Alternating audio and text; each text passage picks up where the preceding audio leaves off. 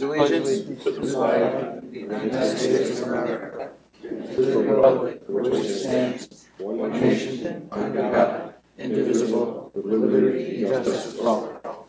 Just to ask you to remain standing, I'd like to have a moment of silence. As many of you probably are aware, City of Poughkeepsie firefighter lost his life fighting a fire, 21-year veteran Tim Gunter. So please, just a moment of silence.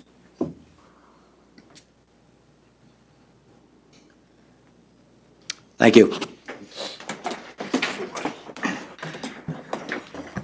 Roll call. John Bailey, first ward. Bill Carlos, second ward. Joe Conti, third ward. Michael Sifone, fourth ward. Joe Lepore, fifth ward. Ann Shershin, sixth ward. Todd Tancredi, supervisor. Felicia Salvatore, town clerk. Jim Nelson, attorney for the town. What I was hoping we could do tonight, assuming that the board agrees and our legal counsel doesn't object, we have Tom Murring here prior to the public hearings. I'd just like to ask Tom to make a presentation, something that the senior center, an award the town received for our senior center. I know there are some seniors here to be a part of this presentation, and so I just, with the town board's consent, we could move this forward. Second. All those in favor? Aye. Aye. Just turn that on, Tom. Thank you. There you go. I'm Tom Meyering, the Town Recreation Director, and a member of the New York State Recreation and Park Society. The New York State Recreation and Park Society is the principal organization promoting quality recreation and park opportunities for all citizens of the state through education, training, technical assistance, and other support to local, county, state, federal recreation park providers. In other words, they are the trade organization of municipal recreation. Every year, the society presents awards to towns, to individuals who do outstanding things for recreation. This year, we've been very lucky to have had our senior center selected as the outstanding facility in New York State. Oh, very nice.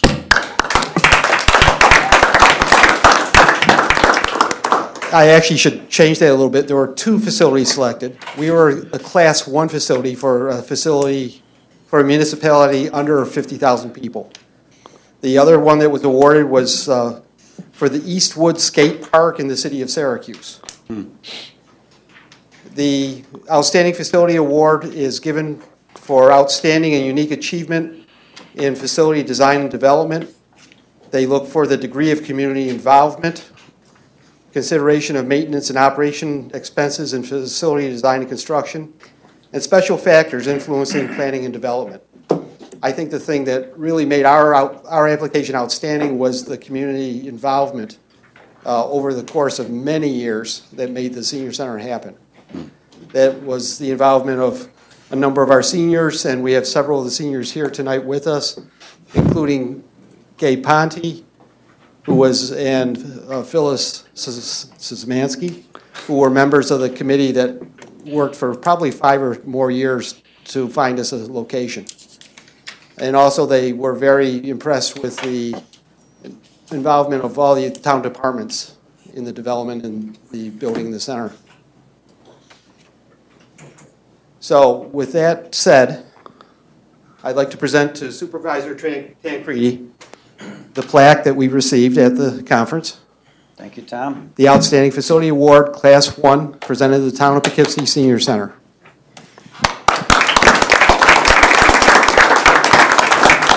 We are planning to present that to the seniors on June the 22nd. They have a luncheon coming up that we'd like to do that at. Okay. Well, I want to thank you and, the rec department for all the hard work you've put in. And, the thing that I think that makes the senior center special, and as I started to, go when we first opened a year ago this past October, and I've continued to periodically, stop in.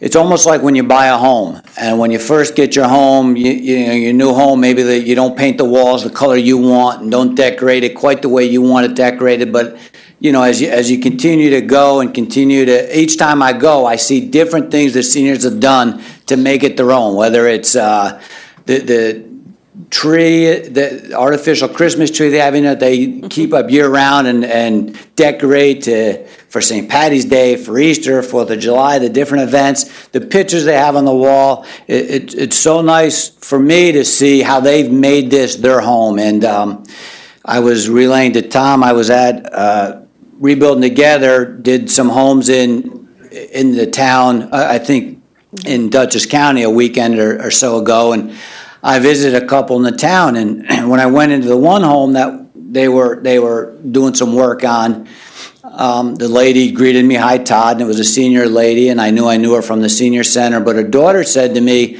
"I want to thank you so much for the senior center." She said, "I don't know what my mother would do without it," and those are the kind of things that, you know, encourage me and continue to motivate me to do the things we're doing in the town. I know Tom has mentioned the same. We recently had a senior prom with some Arlington High School students, and the seniors and the students were dancing and just having a great time. So, Tom, I want to thank you for all the hard work. It's not easy. There's, you know, as the seniors that are here tonight can tell you, we've had our moments.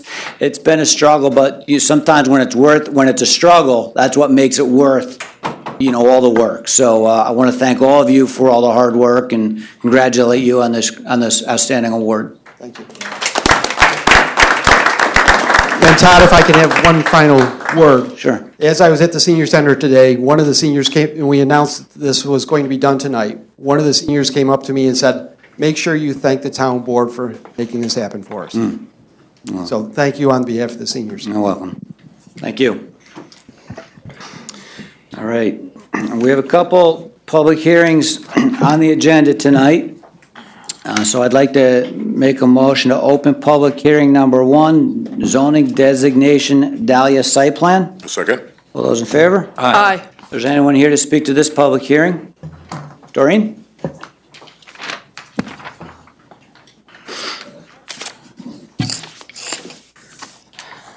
First of all, I see, this, again, another overlay district. It seems we have an awful lot of those, and I don't know what changed, but in 2007, I believe it was, when Mr. Wilson was currently Director of Planning, but at the time he was only a consultant for the town, he said he was not a favor of overlays, and yet it seems like we have an awful lot of projects with overlays.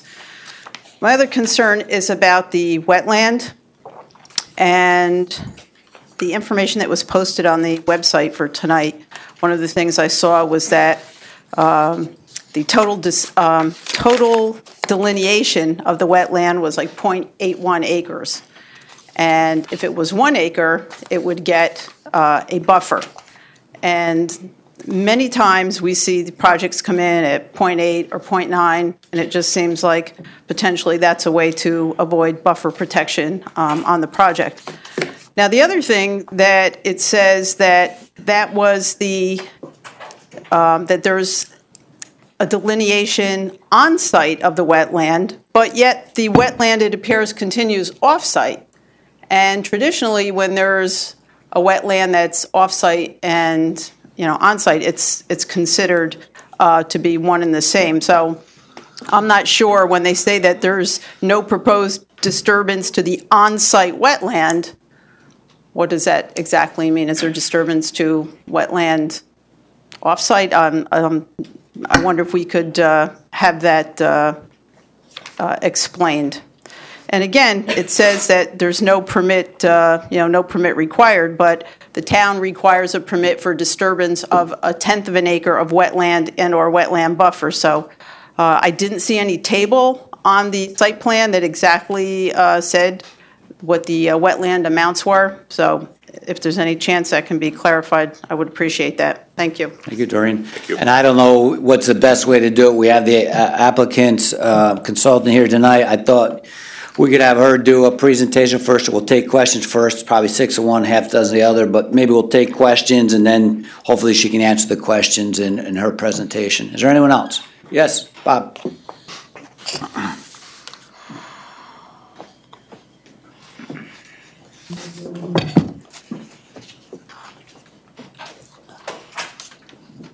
Bob Gephardt, 72 Oakdale Avenue. I speak as a resident and adjacent property only, okay? Okay. Tonight.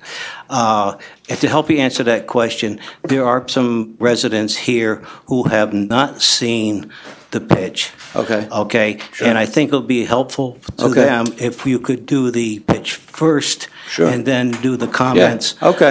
And I'd be Fair willing to enough. delay my comments until the pitch is done. I don't have a problem with that. Good idea. Okay, Thank you. Kelly, it's all yours. Just make sure the microphone, I don't see it there, but make sure you can use the cordless one if you need to. It's here if you need it, Kelly.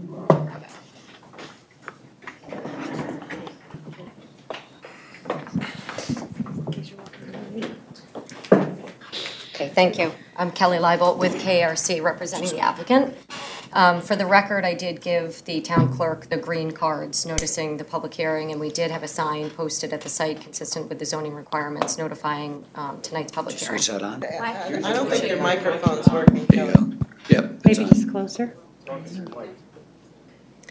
I've been before you before and have given you a fairly lengthy presentation, so I'm sorry if this is repetitive, but I just want to be thorough Sure. in making sure everyone understands this project. So again, we are seeking permission from the board and the planning board for site plan approval in the SHUD overlay district for a senior housing project. And it is a very varied step process, and so I just want to go through that with you very quickly. So on a rezone project, as you all know, it starts with the town board.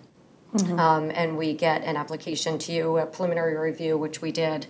The board reviewed the application at length some time ago, and after you felt comfortable with the general layout of the plan, we went over to the planning board, and the planning board acted as the lead agency for the review of the project for SEEKR, which is the environmental review of the project, as you know. We were before the planning board for several months, provided a lot of information on the environmental impacts for the project. And as a result of that project, the planning board held a public hearing, and there was a SEEKR determination. There was a negative determination that was issued for that project. So now we're back before the town board, and our discussion here tonight is for the SHOD designation, for the zoning designation. After this, there is still a quite lengthy process for this project. So we do have the public hearing here tonight. And then we go back to the planning board. And I really want to make that note that we do go back to the planning board because it's an important part of this project, although this board tonight is important as well. Many of the items that you'll see on the plan are fairly well laid out, but there are certainly additional site plan related items that will be resolved and discussed with the planning board. Streetscape issues, landscaping, specific parking, signage, colors, materials, and so forth. So many of those items are still yet to be discussed, but of course we're here tonight following this, rather lengthy process. As many of you know, the property is located on Violet Avenue, and it consists of approximately 7 acres. Just a quick overview of some of the permitted uses in the R20, the RM, and the SHOD overlay district, so you can see a comparison. So of course in the R20 is single family, cemetery, country club, church, family daycare schools. The RM has multifamily. You can certainly read this list. The SHOD is senior housing, businesses, professional offices, and so forth.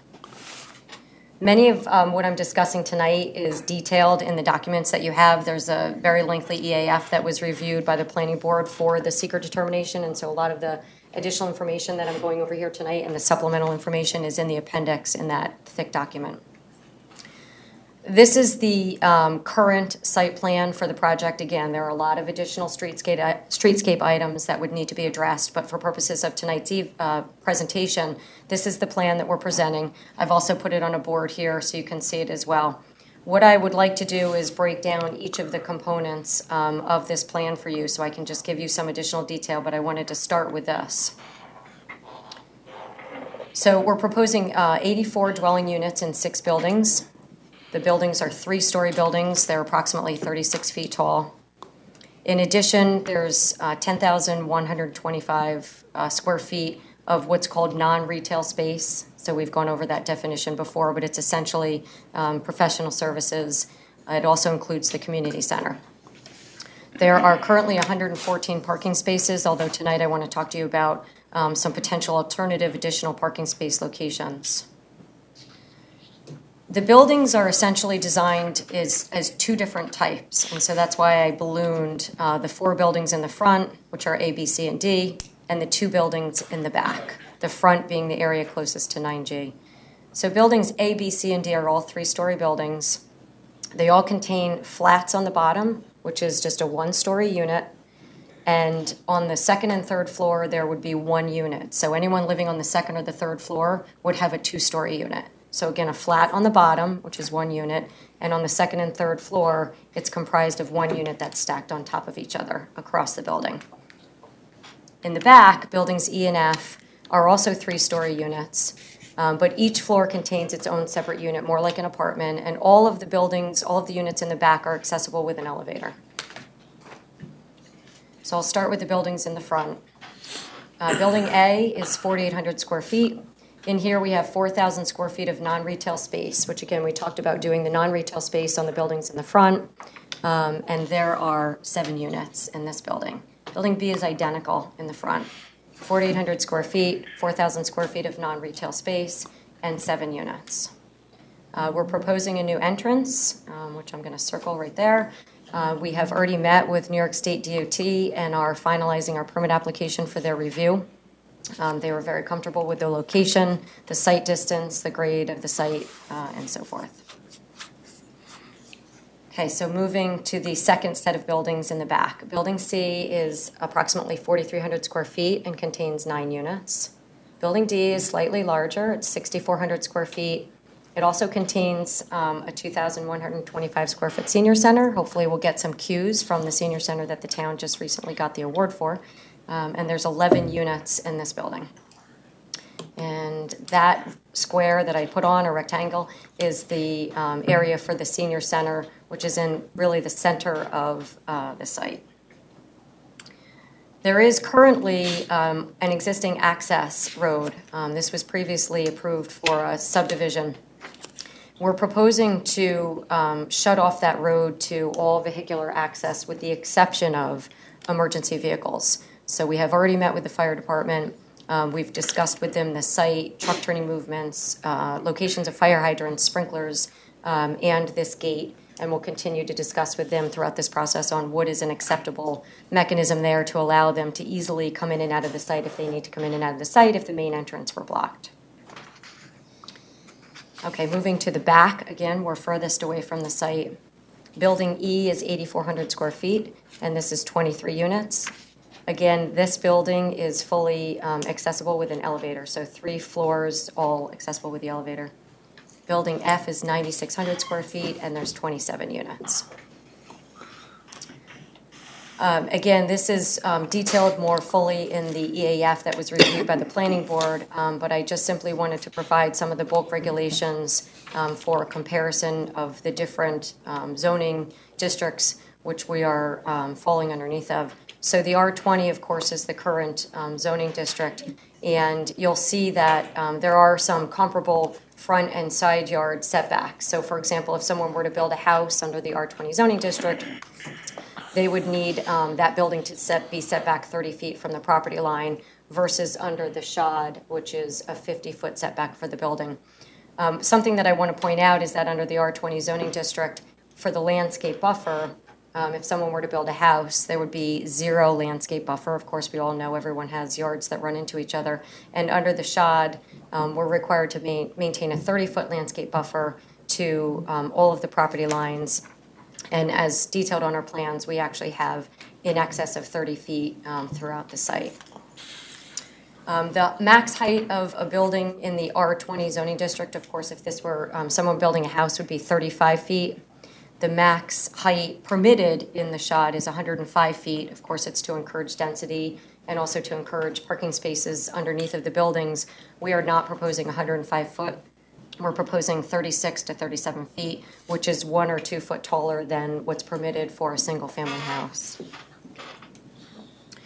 I had mentioned before that we had discussed an alternative site layout. There were several discussions with the planning board, with the town board, and actually with the town's planning board consultants about potentially needing additional parking. And so we had a meeting with the town's engineer, then the town planner, and collectively tried to determine where the most appropriate place for additional parking would be and how many additional parking spaces may be required.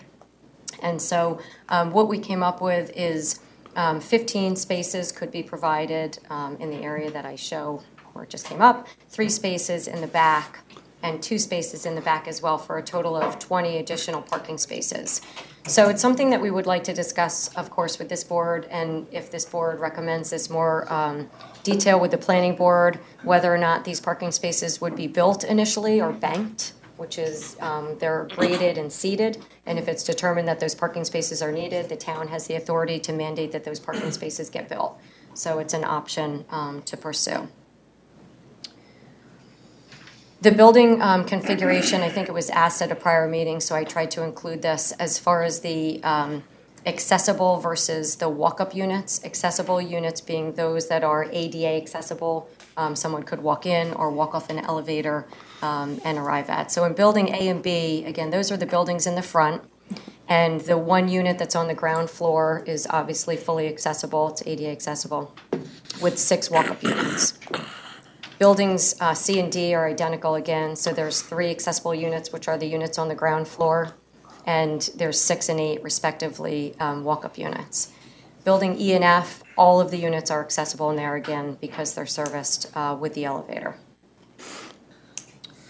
We've worked tirelessly with the County Planning Department and Office of the Aging to really look at alternatives for recreational amenities on site. We want to make sure that this is a place where people can live and actually exercise and perhaps shop all in one area to eliminate the need for cars and traveling in cars.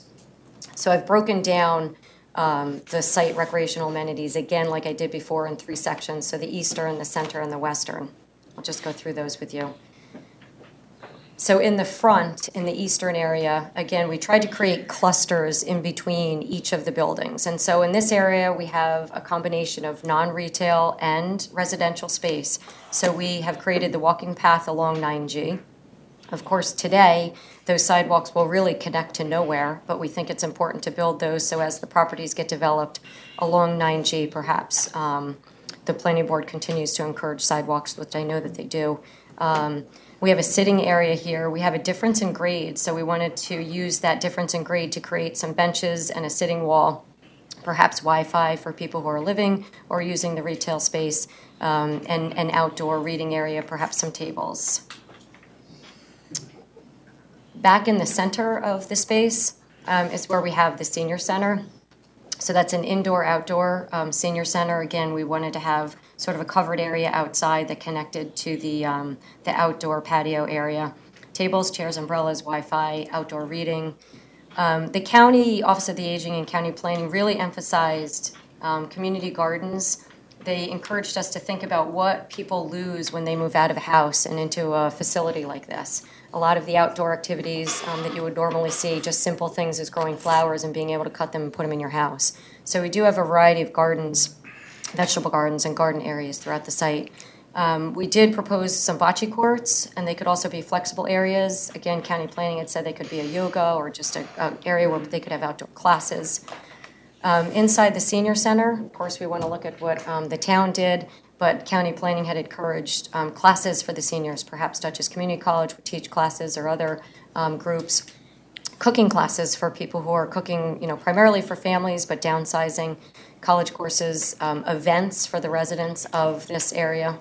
Certainly we'll have a library, Wi-Fi, and maybe a movie area. And then in the back, this was something, again, that the county had encouraged, is to make this really a quiet area, more of a reading area. A lot of seniors, as they age, may go from the front of this facility to the back, which is the front where we have the 2-story units, and then perhaps move into the back where we have elevators. It's a quieter area. We have a walking path around the facility, Wi-Fi, benches, just a viewing area. Again, we have another bocce court or a flexible court, shuffleboard, and the community gardens. The county also encouraged us, of course, everyone knows John Clark loves to bike, and had encouraged us to connect the sidewalk over on this building to the actual residential area that's next to it, so that if someone wanted to bike, they could bike through that developed subdivision without having to go onto 9G, and would be able to get a quite lengthy bike ride through that area in the back. So we do have a connection there behind the gate, so someone could ride their bike into the subdivision. We've talked quite a bit about the walking path that we are trying to promote throughout the site just to encourage walkability. One of the things that we also wanted to point out, I know it's something that is discussed in the overlay district, has to do with adjacent amenities. And so we just wanted to include this slide to show that it is a site that's very close to some of the surrounding amenities. We have the rail trail, of course, we have Dutchess Community College. There's a loop bus stop near here, and perhaps we could add another one in front of the site. The 2 hospitals, and of course the train station, as we all know. Landscaping is something that I just want to touch on because the actual owner had planted quite a bit of landscaping on the property after he had received the subdivision approval, and of course we wanted to add quite a bit to some of this landscaping. So this is the site today.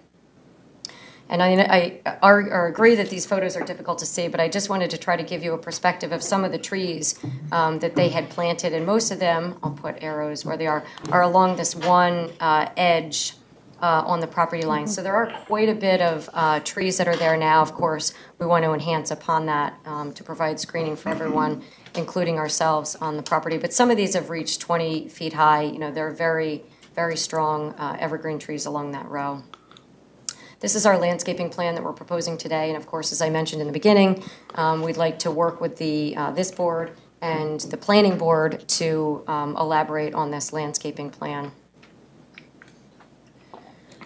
The utilities, which I think I said last month, is the boring slide. Sorry, Keith, but I have to go through this. That the prior owner actually brought water and sewer into the site, so we are making connections to those water services and those sewer services.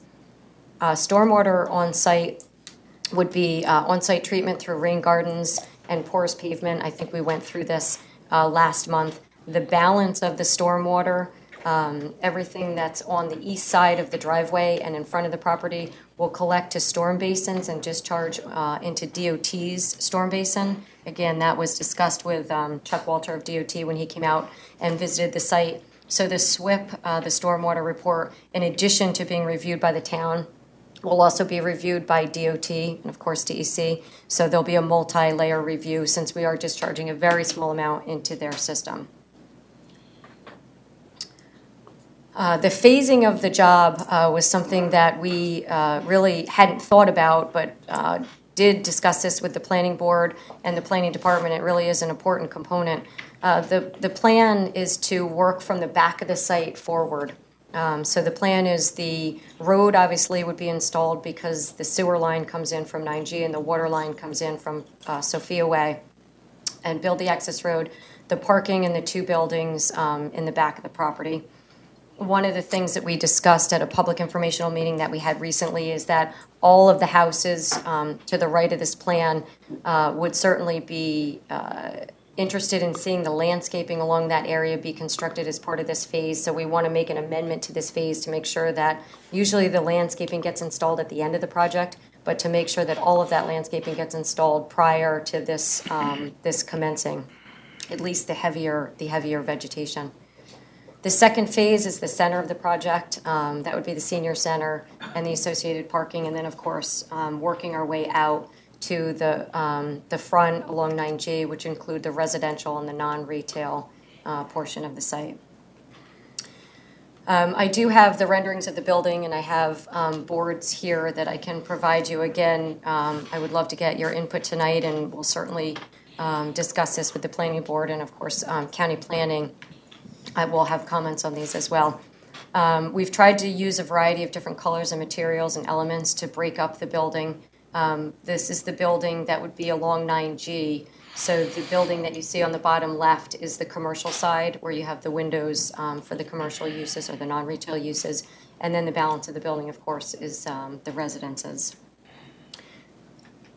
This is Building C, which again, as we move to the back. Building D, which has the senior center, which is the little bump out that you see on either side. Excuse me, and buildings E and F, which are the two in the back. Something that I really didn't think about, and again, I think I've become close to an expert on senior housing.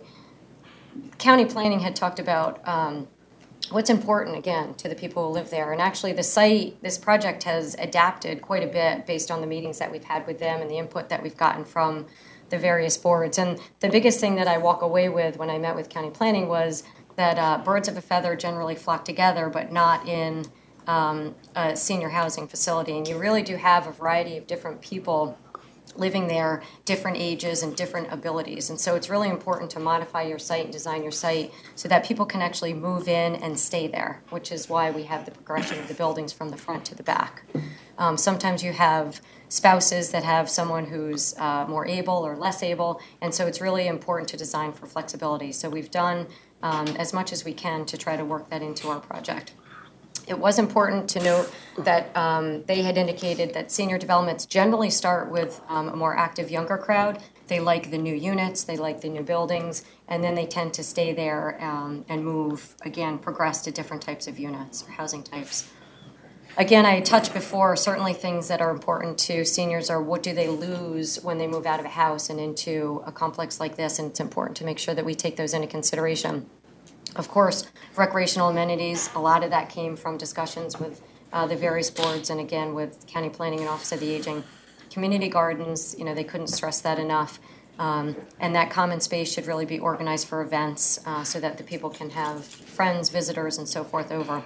The picture that you see on the right is something new that County Planning saw in California, and it was actually rather interesting. And so we always, I guess, think about trying to address women's needs when they leave a house, but sometimes we forget men's needs and the garage. So men lose their garage and they lose the ability to tinker and use their tools and so forth. So something that we're trying to incorporate into the project is potentially an area where men or women can come and they can tinker and use tools. It's more of a garage-like setting, so that's something that they don't lose, when they leave the house or they leave the garage. Again, as I had indicated before, so we did go through a rather lengthy process with the planning board and a lengthy review on many of the environmental components and did receive the negative declaration from the planning board, and of course now are here tonight. I'm sure there's many questions about, as I said, landscaping and parking and the locations of signs and so forth, and those are yet to be discussed. The focus obviously here tonight is on the zoning. And that's the purpose that we're here, so thank you. All right, thank you. Thank you, Kelly. Bob, since you were at the microphone, did you have any follow-up questions after the presentation? I have a statement I'd like to... Sure, come on up. Okay, thank you. And I do have one question. Okay. That one doesn't work. That one's very hard to hear you back here. All right, Bob Gephardt, 72 Oakdale Avenue, adjacent resident, and speaking as a property owner only tonight. Question, the 30-foot buffer that you're talking about, is that in addition, landscape buffer, is that in addition to the 50-foot setback from the property line? Do you want to just take all the comments and then I'll respond to them? Is that because there may be quite a few? I don't know how you. And I only had, that's the only one I have. Yeah, you might as well It's cover included. that So one. you have the 50 and then there's also the landscaped buffer. Within the 50? that. Yeah, where you Okay. cannot put any structures. All right, would like to be able to at a later time talk about maybe pushing that back away from our property line a little bit. And I think something like that, Bob, would be great, and it's a great comment and great suggestion. That would be appropriate for the planning board. Yes, that assuming was the only gets reason I was approved. making the comment here. Sure, okay. Just to get it defined. Yep, no Okay, problem. all right. My concern is basically with the height of the building and also the high water table that's in the area and the problems that we have experienced in the past. We have a good track record there with that property. Okay. And first, let me address the height of the building, and then we'll go from there. Okay, the developer is proposing six three-story buildings, which is incompatible and does not conform or match the surrounding area that includes Chestnut, Amato Acres, and Oakdale Avenue. I acknowledge that a property owner has a right to develop the property, but it should be consistent with the neighboring properties. The development should not infringe or change the character of the existing neighborhood. The zoning law exists to control development and also to protect the character of the existing neighboring properties. Three-story buildings is not consistent with the intent and purpose of the residential zoning. It has been stated in previous meetings by the developer that six three-story multifamily buildings, I'll put my glasses on. Sorry about that. Good time. All right. It's been that by the developer that existing zoning would allow five three-story houses, and is the same thing as six three-story multifamily buildings because of the height. That is what I would call an illogical syllogism. Simply to state that it's like comparing an apple with a grapefruit. One is larger than the other, and only one can be consumed without adding sugar. Secondly, this board knows from past water problems when Model Acres was built and other drainage work was done by the previous developer, he's put a lot of money into that ground. Besides being a poorly drained, high water table area, this property has a swampy area along the southwestern area of the property. And by the way, from history, before a Model Acres was there, we did not have a swamp area. We do now. The water runoff from this area runs under 9G and flows into Morgan Lake. With the large-scale increase of the impervious area, I am concerned with the ability of the runoff under the 9G. Can the runoff handle the increased volume of water? Also, I am concerned with the effects of the potentially contaminated water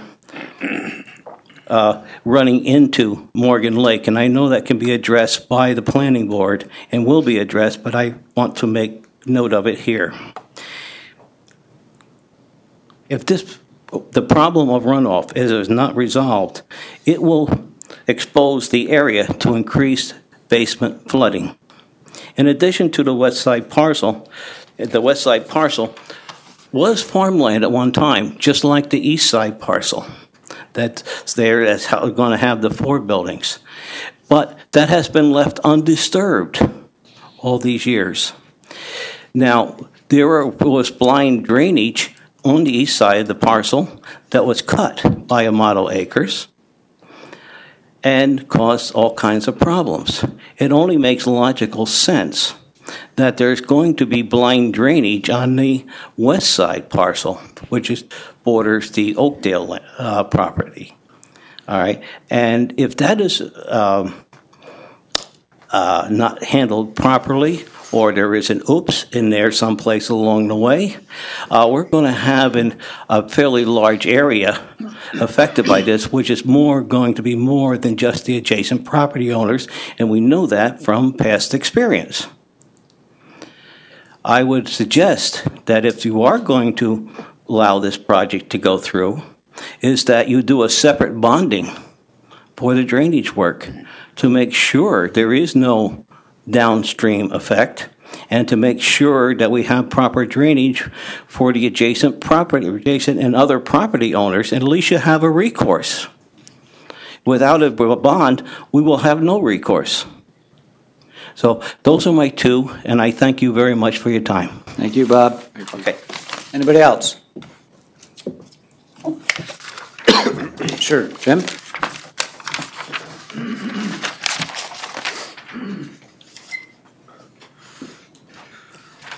Good evening, everybody. Jim Doxey, 55 Buckingham Avenue, Town of Poughkeepsie, 60-year resident of the Dutchess County and 30-year resident in Town of Poughkeepsie at this current 55 Buckingham. The number is rather important in tonight's conversation, and my concerns are from the Inwood Lake townhouses right up the street on the corner of Buckingham Avenue and Cedar Street has created stormwater damage in that area. Your councilman from that area is very well aware of it. As the water flows from the impervious surface across Cedar down Buckingham, causes extensive drainage problems in that area. Your local fire department could bring you up to speed on how many pump outs they do there, and it's getting worse as the climate change or whatever's happening with the atmosphere. As that water drains down, it affects Wilmar Terrace, it affects Hinckley, which is further south of where I am. Oakdale happens to be one step up, which is where Amato is, and this potential new Dahlia project is going to be. Water definitely flows downhill. We know that on the west side of this Dahlia project is Oakdale Avenue. And then at the base of Oakdale, as it steps down towards Fairview Avenue, which is another flood area, the water's going to run, in my opinion, down Oakdale, off the back wall into Buckingham Avenue, where there's extensive flood damage there. The town has the superintendent of highways has built berms along Buckingham Avenue just to keep the water channeled instead of going into the neighborhood's houses, to try to at least force the water down towards the drains, at no avail. 57 Buckingham, 59, 61, 63, 56, 58 Buckingham are continuously being flooded out from the rainwater coming out of the Inwood Lake project. My concern is with the stormwater drain. Again, it's going to run from the Dahlia project. I like the idea of potentially bonding for some future glitches that occur, maybe. We know that Morgan Lake has a tendency to overflow at times, not so bad. This will be adding a lot more impervious surface. I like the idea of the porous area and the stormwater runoff area that this facility will create. But I'm concerned again with the wetland that's up there. We know that when Amodio Drive area was built, it added to the water issues that we have. It's an impact to the residents in Fairview Avenue, Buckingham Avenue, when they have to pump out their basements, their motorcycles, their lawnmowers. We have a constant blowing out of the pilots for the hot water heaters, and the furnaces are on the ground level. So it's a fiscal impact to those homeowners every time we have stormwater or rainwater runoff. So it's important that we get this correct if this plan goes forward. And I want to thank you for your time. Thank you, Jim. Anybody else? Virginia?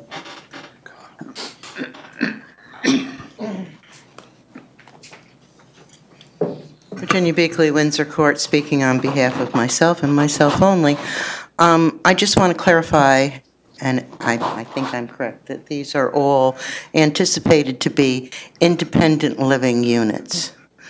There's no foreseeable future where they would become assisted living. No, these are independent units. And my other question is, I just want to make sure that I have this clear in my head from the way I've read different items. This property is currently zoned as 5 single-family residential lots, I believe. Actually, he bought more property. He can actually build 10 houses there. Whatever, it's 5 parcels. Residential. It's 5 residential parcels Units. right now. And so tonight, the way I understand it, you have to make 2 decisions. You have to first rezone it to multifamily and then overlay the SHOD? Is that the way it works? Yeah. Is there 2 zoning? I believe so, yes. 2 zoning items that you have to vote on tonight, Yes. or just one? I think we have to, Neil, you want to, two, I'm being told two, yes. Rezone it residential and then put the overlay on it. So you have to rezone it from residential to multifamily? Yes. And then overlay the shot? Yes. So it's a double whammy. Thank you. You're welcome. Anybody else? Yes, ma'am.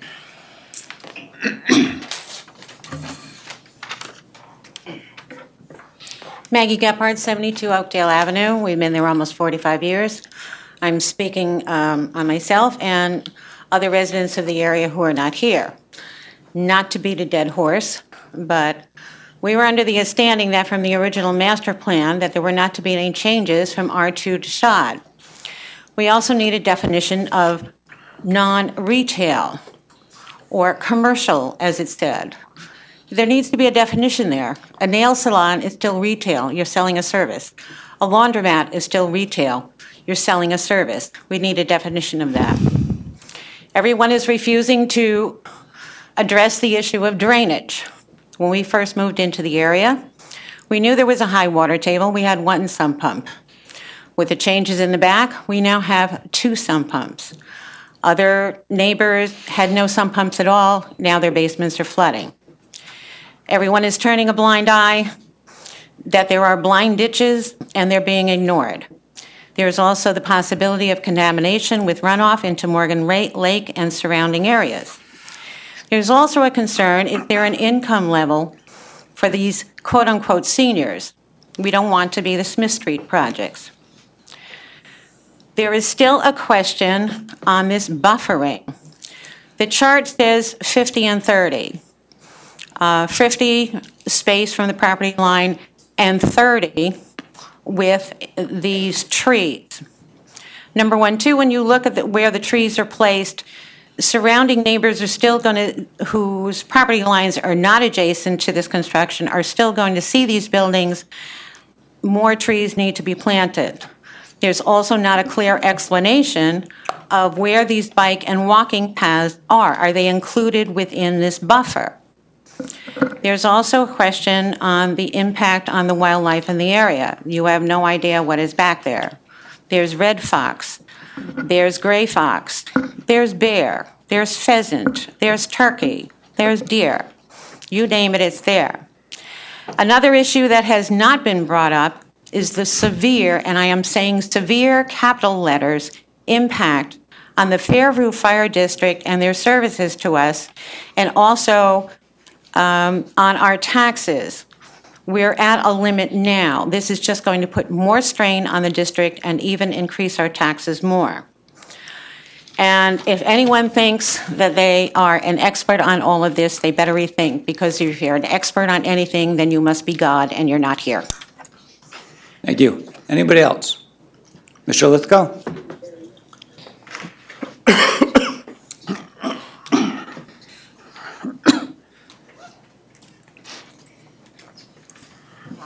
I have a sense of deja vu. Yeah. I'd like first to say that I'm here on behalf of the Fairview Fire District. Okay. George Lithgow from Jacobitz and Gubitz. I'm the district attorney. And the district and the Board of Fire Commissioners would like to make it very clear they do not oppose this project as a project. They are here because of the impacts that need to be considered with respect to this project and other projects. And I've submitted a letter tonight outlining those issues that I believe the board needs to consider in making its determination. The first issue is familiar to you, I'm sure. The secret process that was followed here is not sufficient. It did not analyze the cumulative impacts. It did not analyze the impact on the fire district services itself. It reached a conclusion that because the population increase is less than 2% of the town population, there would be no impact. It did not address the issues that were addressed in the CGR report that was provided to you at the time of my last appearance in October for the Fairview Commons zoning actions. And there are a variety of issues that the Fairview Fire District faces. They are not financial in and of themselves. They are impacts on services. In the same way, this issue has come up with the planning board, it's come up in litigation papers, that this is intended as a financial, an invitation to a financial contribution. That is not the solution that the fire district is intending to address by participating in this process. And what I would like to do is compare it to the experience that you have with traffic. When an applicant comes in for a project and has a significant number of dwellings, there is typically a traffic study that's done, and that traffic study looks at the impact of that project and other projects upon a common resource. That's the highway and the traffic network that exists there. It looks to see what those impacts are, and it looks to see whether those impacts require mitigation and whether the applicant needs to participate in that mitigation, in that order. It is not a conclusion that an applicant must provide the mitigation, but it is something that needs to be analyzed and addressed in order to comply with seeker. Our concern is the process that's being followed by the planning board, and hence that you will be participating in, since you rely upon the seeker determination that the planning board made, is inadequate in that respect. It does not address those impacts of the project itself. It certainly does not address the cumulative impacts of the projects that are either, in the case of Fairview Commons, already approved, or in the case of other projects going through the approval process, or that are acknowledged by the building department to be anticipated to be going through the building process in the near term. This project in Fairview Commons adds 615 residents to the population of the district. The district's population is 6,600 according to the 2010 census.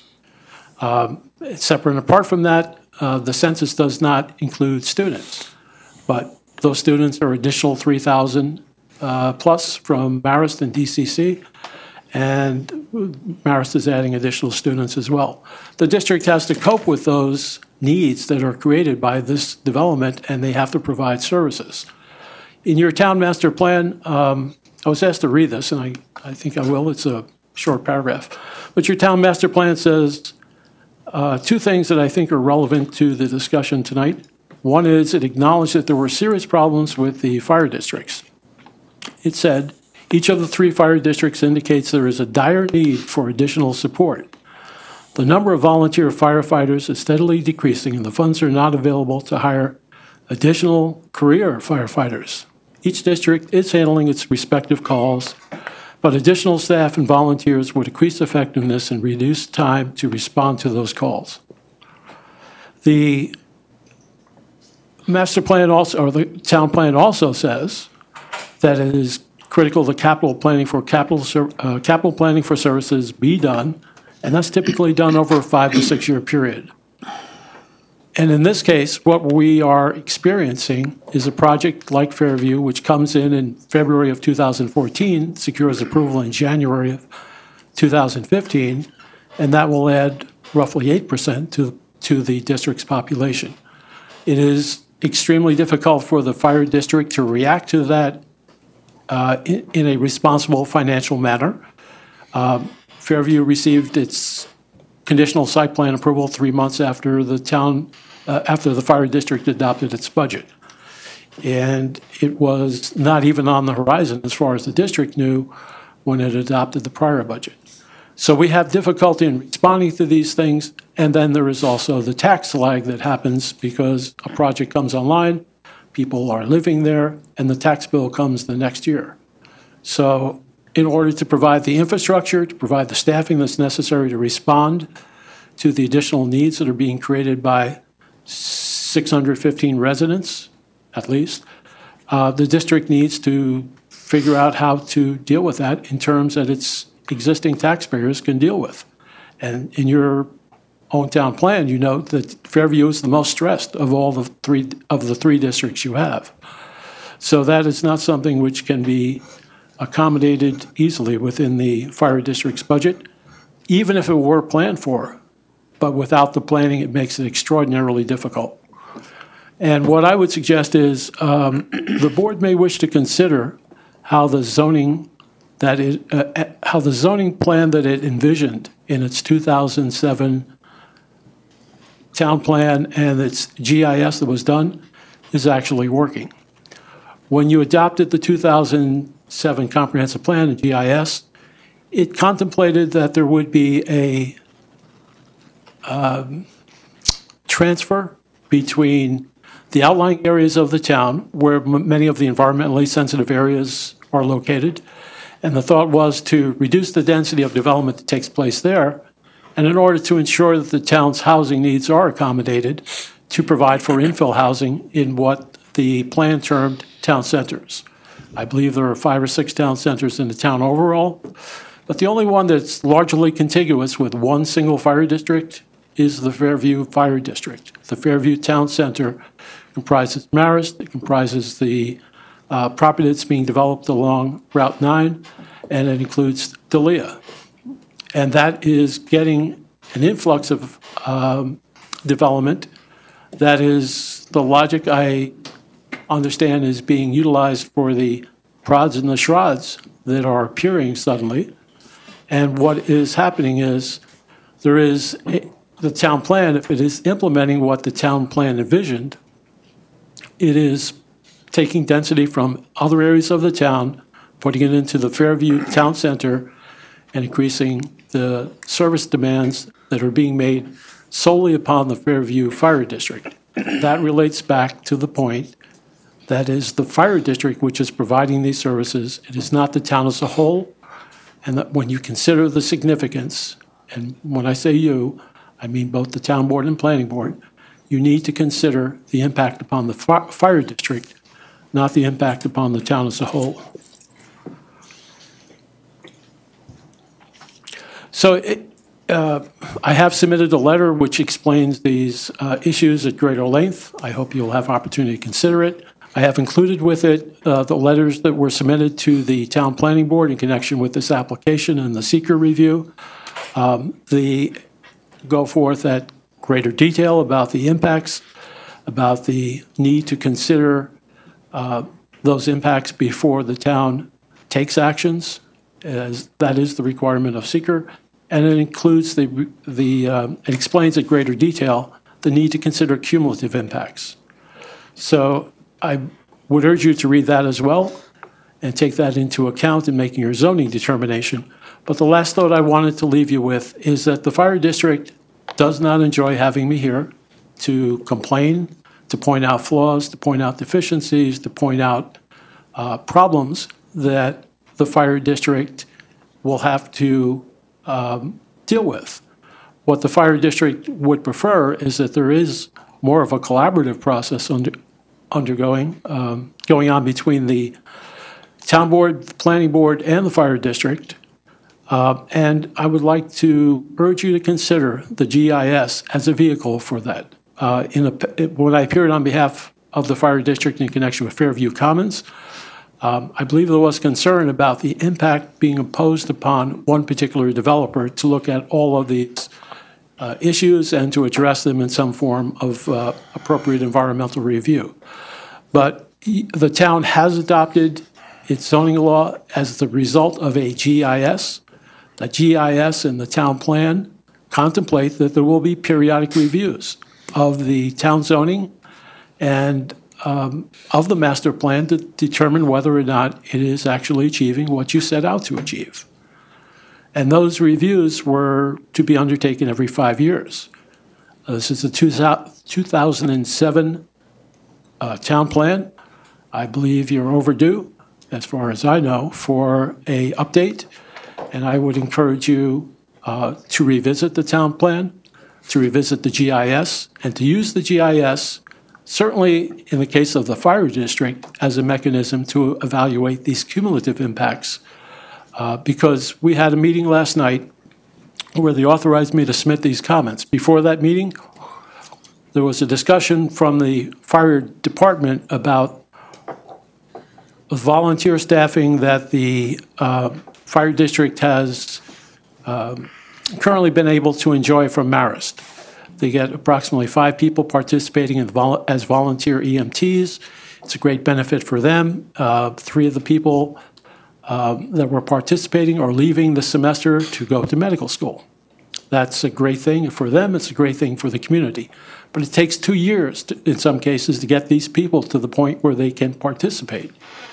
And not only that, the point of the discussion last night was they're leaving in May.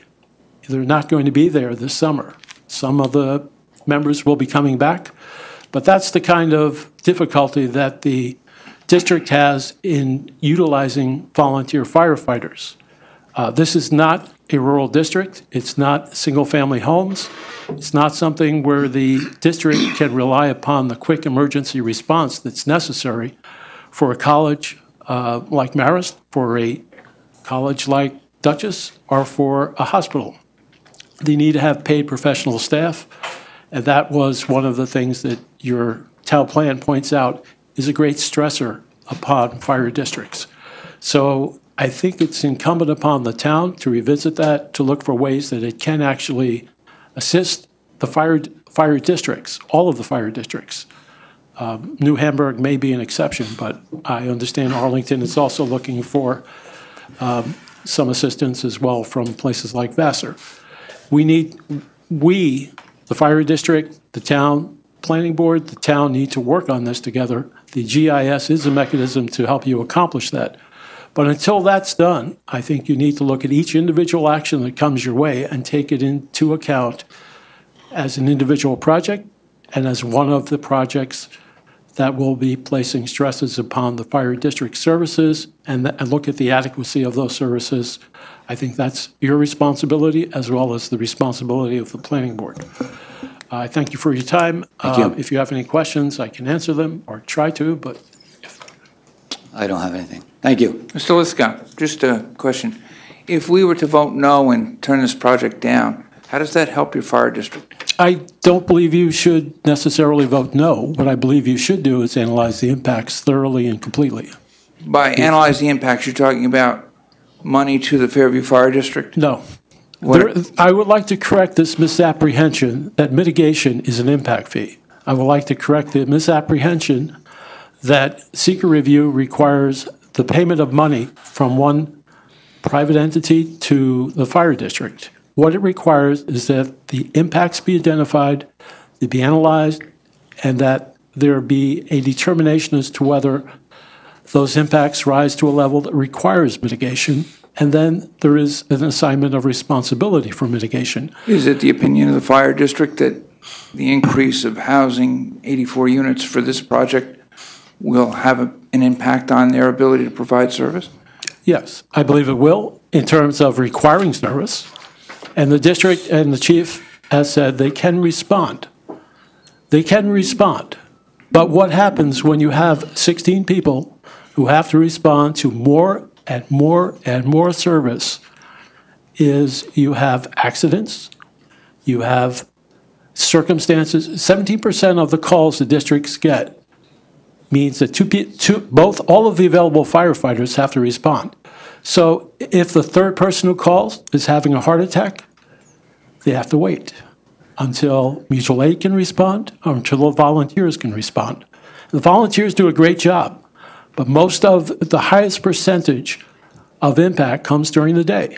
Most of the volunteers have jobs, work someplace, and they take time out of their other activities to make it available to the district.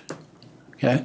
It's a great commitment of time. They're a great resource, but in many respects, they supplement the resources that the district provides. If I understand what you're saying that the district feels that this unit, this 87 or 84 housing units, added to what happened at Fairview Commons, has a cumulative effect on the call level or the ability of the fire district to provide the service. You're increasing a load of something 10%, I would assume that would have it. If your taxes went up 10%, would it impact you? Then as to the fire district, this is a negative impact. It's hard to tell, actually, because it hasn't been analyzed thoroughly and completely. The district is trying. The district has completed the CGR report that provides information. Mm-hmm. But in order to answer your question, the planning board would have to review and analyze it.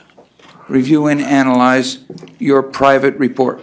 No, review and analyze the impact of the project that they're being asked to approve upon the community services provided by the Fairview District.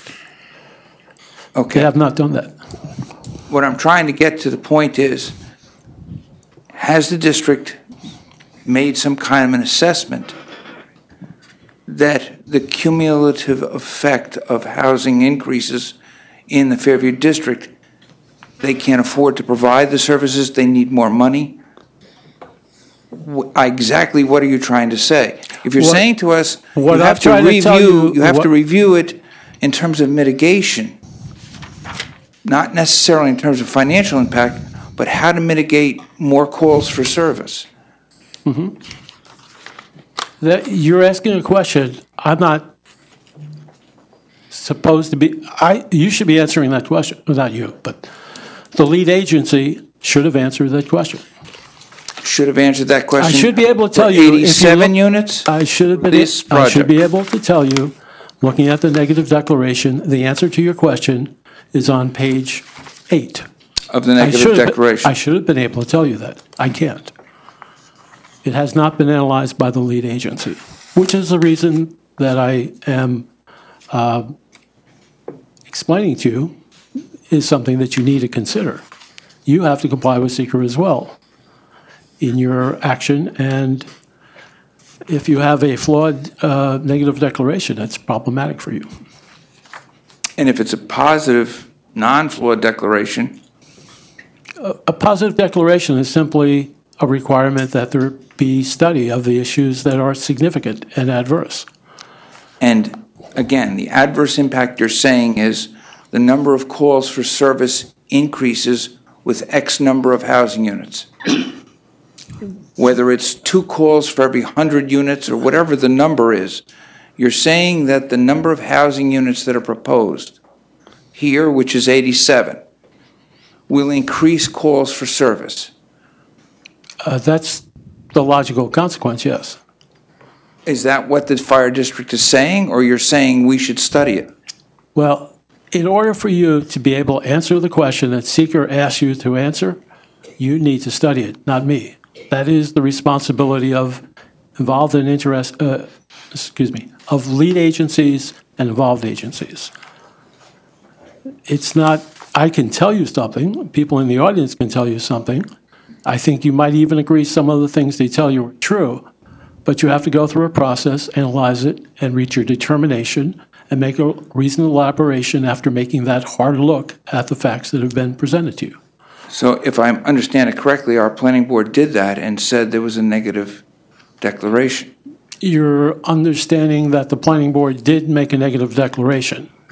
I am explaining to you the reasons why I believe that is flawed. You believe that the planning board's decision was flawed? Correct. Okay. Kelly, I don't know if you have this, but what would the total assessed value of this project be upon build-out? I think it's, we worked with the assessor, and the preliminary estimate was $6 million. $6 million, and what would it contribute to the fire department? I don't know the mill rate. Do you know the mill rate? That's $7 per 7.1. thousand, I I think it's think. 400,000. So, A year? No, I think it's 42,000. What is no, I it? think it'd be more than that. It's 10% divided by 7. What'd you just say the assessed value was? The $6 million. 44. So 600 divided by 600,000. 7. So The total, I think the total that we had was 355,000. 355,000, all right. A year. That's the taxes that this project would pay to the Fairview Fire To the District. town. To the town. that's the estimate of the assessed value. I believe you folks have a settlement discussion on tonight for Hillside? For a tax cert, you mean? Yes. I would Yeah, be we have a interested tax- in knowing what the applicant had indicated the assessed value was at the time he was going through approval. Do you happen to have that number? No, I don't have that. I think that would be interesting to look at. How, and are these the same, the lawsuit that the fire department just lost in court, are the arguments the same as the argument you're making for this?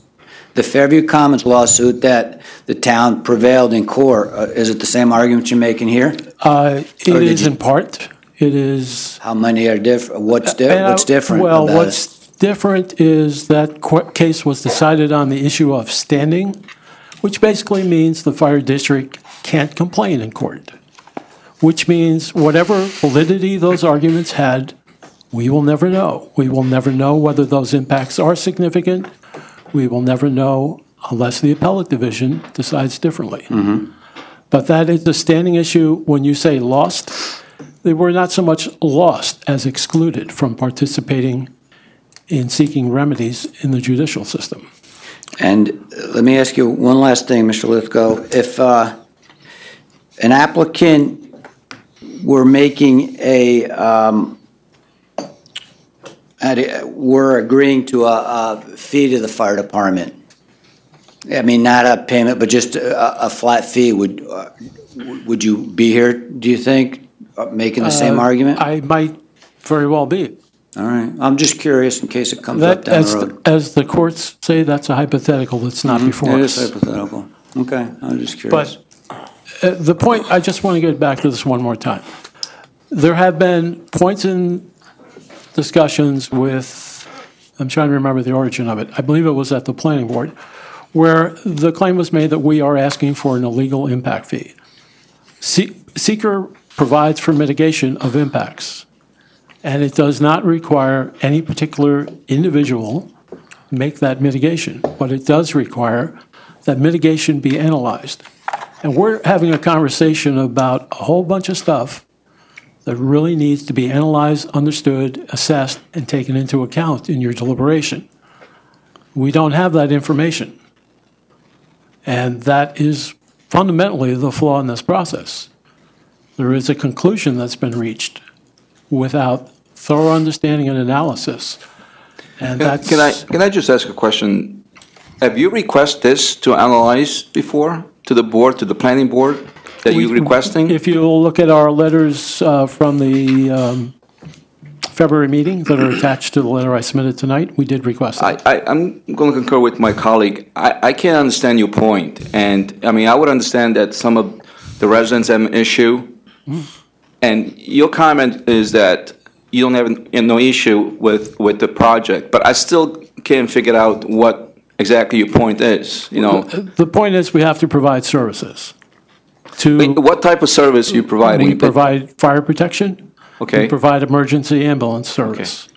All right. In fire protection, knowing in day and age, construction building are made more for prevent fires, emergency, like the fire safety, all those kinds of, even in construction, it's a better build than it used to be about maybe 10 years ago. So if you're talking about physical emergency, that I would understand, but I'm just, you know, are we going back and forth around with this thing? And let me address your point about fire protection. Fires are not the issue for the Fairview Fire District. What are the issue are alarms. What you are now having, you're moving, if a fire goes off in your kitchen at your home, you have to call somebody, you say there's a fire, somebody comes and they put out a fire. If there's a fire at my office or your office or perhaps at town hall, a fire alarm goes off. But if there isn't a fire, that alarm may still go off. Roughly, I want to say roughly 15% of the alarms that the district responds to are actually fire alarms. They have an enormous amount of detector responses. But what you have to understand is the district has to be agnostic about that. They can't say, oh, that's the place that had 3 false alarms last month. We don't have to go. They have to respond. They have to roll a truck. it's a different population too, sir. It's not, It's exactly the point. It is a different population. And the numbers that we have been looking at are numbers that are taken from Pendle Commons, which is a combination of populations. Do you have those numbers for Pendle Commons? We have we have the number of calls from Pendle Commons. There is a high amount of what I would call alarm calls that are not, but in that case, many of them are also cooking fires or cooking. I understand. If you've had the experience of your smoke alarm going off while you were cooking something in the oven, that's what's happening. A fire truck has to respond to that. In most cases, they will send the ladder truck as well. There's a lot of wear and tear on equipment that's resulting from that. And when you have two people going to those alarm calls, or two vehicles going to those alarm calls, there's no one left at the fire station to respond to that. You, if you call, will then have to wait for either a volunteer crew to come to the firehouse, pick up the equipment, and get there, or you'll have to wait for a mutual aid call. Kelly, there are fire system extinguishers, right, in the building as well? Yes, Okay. sprinklered. Yes. Yeah, it's going to be a sprinkler building. Sprinkler I just system. want to emphasize, that is not the issue for Fairview. I'm sorry, sir, I just Okay. I apologize. Well, frankly, that's the reason why I think it would be helpful to perhaps have the GIS look at these issues, to meet with all of the fire districts, to have the staff come and explain to you what the difficulties are they face now, not in 2007, and to see if there are different or better methods that the town can employ to assist the districts in doing what they do. Okay. And I believe that is ultimately your desire, but we need to work on how to actually So, accomplish that. Scott, excuse me, one last thing. I'm still trying to wrap my mind around this. Has the fire district done a study, projected its costs 2 years, 5 years, 7 years, what they expect in terms of growth, what they see in terms of contract costs from personnel, equipment, the buildings? Does the district do future planning when it goes through its budget process? It does when it looks at cost of employees, for example. It does when it looks at the need to replace staff. As I said, it's impossible, virtually impossible to do when there's zoning that takes place between budgets. How do you budget for I understand Fairview that point, Commons? sir. I'm going back to the original point. I believe it was your fire commissioner chairman told me you don't have the money to do planning. I will let the chairman speak for himself if he wishes, but I don't believe that's the issue. Okay, so I'm still going back to the same point. Does the district or has the district done its own planning? And are those numbers, have you given those numbers to the planning board Did we give it- for this project?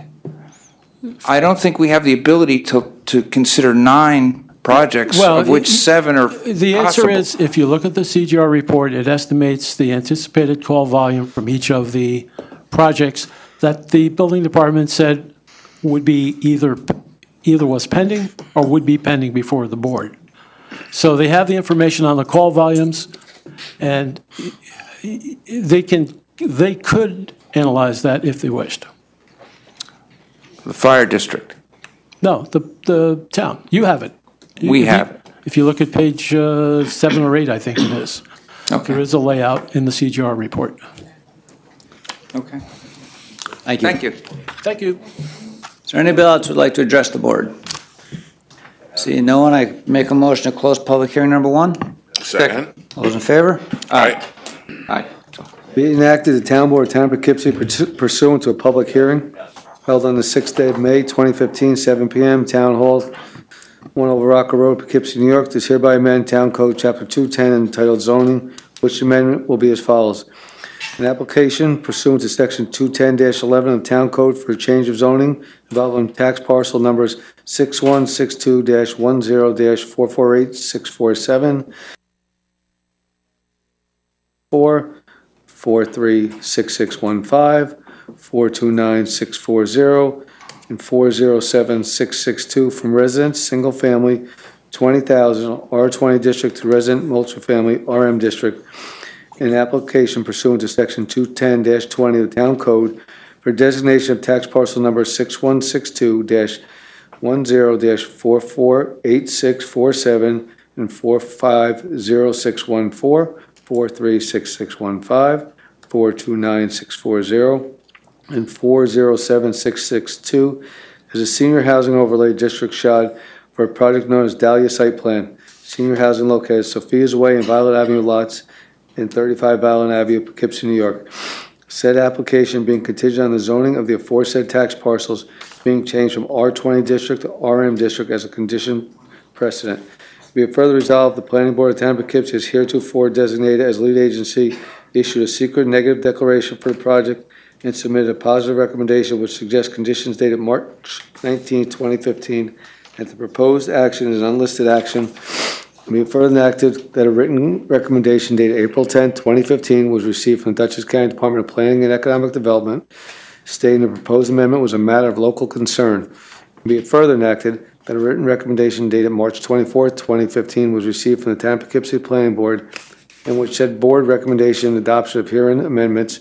Be it further enacted, the town clerk notified the clerks of surrounding municipalities of public hearing pursuant to GML 239NN. Be it further enacted, the legal notice of public hearing was posted on April 16, 2015, and published in Poughkeepsie Journal on April 20, 2015. Being further enacted, the said local law shall take effect immediately upon filing with the Secretary of State. So moved. Second. Motion and second. Any discussion? I'd like to just take a minute. I know I met with some of the residents last week, and we went over this proposal, and a lot of the concerns were the height of the building, not necessarily the project in of itself, but the height of the buildings. I know drainage was a big issue, and I think that's something we could definitely address with the planning department on that issue. Most of the other concerns were a gated community, which this would be a gated community. Some of the other things that we talked about for drainage is impervious surface. They're going to put pavers in on the back walkway, and that came out of a conversation we had today. The property owner has been away due to a funeral. Relative passed away, so I know I asked him to get some letters out to everybody that came to that meeting we had last week and address all their concerns, and unfortunately those letters didn't go out because of the funeral, but the letters are going out in the mail tomorrow. Again, he's very concerned. He wants to make this a very good project. He wants to put proper screening in. He does not want drainage issues, and he's willing to work with every neighbor that contacts him through either me, any member of the town board, or Ms. Leibel herself. So I want to put that out there that he is trying to do the best project possible, and he does want to make every resident comfortable with this project. So we're going to move forward with that, at least, to try to open that door for you. So if you have concerns, reach out to any one of us, and I'm always there if you have a concern. Anything else? All those in favor? Aye. Opposed? Motion passes 7-0. I'd like to make a motion to open public hearing number 2, Stormwater Annual Report. Second. All those in favor? Aye. Anyone here to speak to this public hearing? Doreen? Could I ask a question, please? Did any of you read that CGR report? That we received previously? Yeah, when did you get the report and did you read it? The one that Mr. Gubowitz gave us, or Lithgow gave us tonight? No. Oh, the previous one? Yeah. When did you get it? What? For the previous project? I don't recall when we got it. I'm not going to have this discussion. The public hearing is closed. Doreen? Just wanted to say that I will be submitting written comments before I was confident of that. Well, I won't disappoint you, before the end of the public comment period closes. Okay. But I did want to make a comment, like we saw that there were rain gardens that were part of the previous presentation. Yes. And basically, rain gardens are meant to slow down stormwater, and they absorb the water, release it slowly, and that helps to help with stormwater flow. But those rain gardens are also supposed to be properly planted. And one of the things I mentioned in last year's, in my comments about the stormwater reports, that there have been projects that say there's going to be rain gardens and they have planting information, and then they're just never planted. So that's an issue. And so I don't know if that's a problem with inspection or monitoring or whatever, but this has been going on for years. And so, just when you see something and it says it's a rain garden, that's all well and good, but unless it's properly executed, it's not necessarily working the way it's supposed to. And that will be another one of my comments. So thank you. Okay, thank you. Anybody else? Eric, did you have any comments you wanted to make on the report, or we all? Okay. All right. I make a motion to close public hearing number 2. Second. All those in favor? Aye. Bill? Be it resolved that the Town Board of the Town of Poughkeepsie does hereby accept the draft Stormwater Annual Report prepared by the Town of Poughkeepsie Director of Municipal Development, and be it further resolved that said report has been filed in the town clerk's office for review and comment by any interested party and has been posted on the town's website. And be it further enacted that the legal notice of public hearing was posted on April 16, 2015 and published in the Poughkeepsie Journal on April 18, 2015. And be it further resolved that on May 6, 2015, a public hearing was held at a regularly scheduled meeting of the town board, and be it further resolved that after public review and comment periods end at 4 p.m. on May 15, 2015, when all written and oral comments are to be submitted, and be it further resolved that the town board does direct the Director of Municipal Development to review the comments and prepare for filing the final report, which is due May 30th, 2015. So moved. Second. Motion and a second. Any discussion? Aye. Any discussion? Todd, is it already on the website, or? Is it on the website? Yeah, I believe it is. Yes. And, I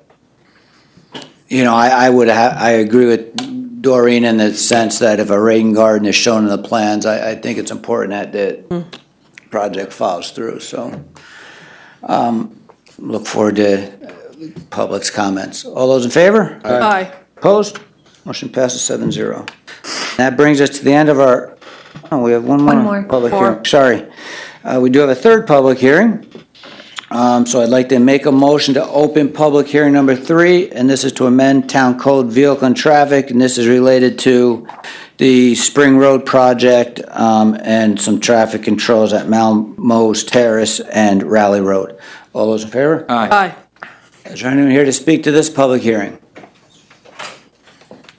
Seeing no one, I make a motion to close public hearing number 3. I'll second. All those in favor? Aye. Joe? Be it enacted that the town board of the town of Poughkeepsie pursuant to a public hearing held on the 6th day of May 2015 at 7 p.m. at the Town Hall, Town of Poughkeepsie, 1 Over Rocker Road, Poughkeepsie, New York, does hereby amend Town Code Chapter 195 entitled Vehicles and Traffic, specifically Section 19541, Schedule 6, entitled Prohibited Turns at Intersection, which would add the following underlined language to Section 19541, Schedule 6, Prohibited Turns at Intersections, specifically as follows. Name of the street is Malmos Terrace. The direction of travel is southeast. Prohibited turn will be left at all hours. That'll be at the intersection of Vassar Road, except Wappinger Central School District buses. And Raleigh Road, southeast, left prohibited turn, all hours. Vassar Road, except Wappinger Central School District buses. They will be suspended effective May 7th, 2015 until receipt of New York State Department of Transportation confirmation that Spring Road has been reopened to regular traffic. And be it further enacted that the legal notice of public hearing was posted on April 16th, 2015 and published in the Poughkeepsie Journal on April 18th, 2015. And be it further enacted that the town board of the town of Poughkeepsie has determined that this action is a type 2 action requiring no environmental review. And be it further enacted that said local law shall take effect, shall become effective immediately upon filing with the Secretary of State. So moved. Second. A motion and a second. Any discussion? Yeah, a little bit. This is the last step of what we went through down there. Okay. The signing plan that was originally put through with this project had some holes in it. And we worked with engineer Don Beers and Mark Pfeiffer met with me with the engineer, and we've gotten the additional signs put up. And there seems to have been a big difference in the amount of traffic and the problem directly related to the lack of signs out on Route 9. This will be in place until, I believe, August 31st. Okay. Anything else? All those in favor? Aye. Opposed? Motion passes 7-0. And that brings us to the end of our public hearings. So what I'd like to do is run through the rest of the agenda for those of you who don't have an agenda in front of you, and then we'll take comments on agenda items. Agenda item number 4 is to accept the resignation of a Water Department employee. 5 is to appoint someone in the Water Department. 6 is a I moved 6 to the top of the meeting, so 6 was the Rec Senior Center award. 7 is to accept a certificate of attendance from one of our planning board members. 8 is to authorize a receiver of taxes for the attendance in the New York Association seminar. 9 is a request to adjust a water bill for 111 Vassar Road. 10 is to appoint a plumbing board member. 11 is to authorize a tax cert settlement for Hillside Terrace Association, and then we have a few special consents. 1 is to retain bonding counsel for the Country Club project. 2 is the resignation of a part-time employee in our legal department. 3 is to accept drainage easement for Young Matthews Development. SC4 is to appoint a part-time unarmed court attendant. 6 is to authorize a letter to employee number 387 that's dealing with a termination. And 6 is notification of a legal claim that will go to legal. So I'd like to suspend the rules for public comment on agenda items. Second. All those in favor? Aye. Anyone would like to address the board concerning any agenda item? Yes, sir.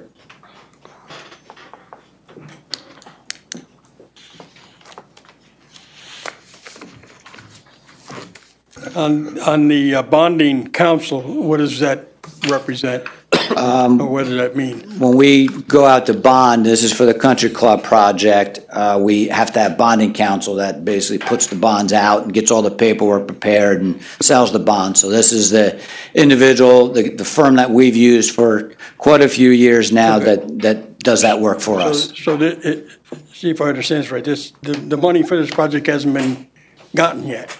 No, we're going to put the bonds out, but this is money that... Am I correct in understanding that we in the Country Club Estates are now already being assessed for the cost of that project? Yeah, but we have incurred costs for the project. We've incurred soft costs. And what are we being charged for? What it's going to cost us from now to doomsday?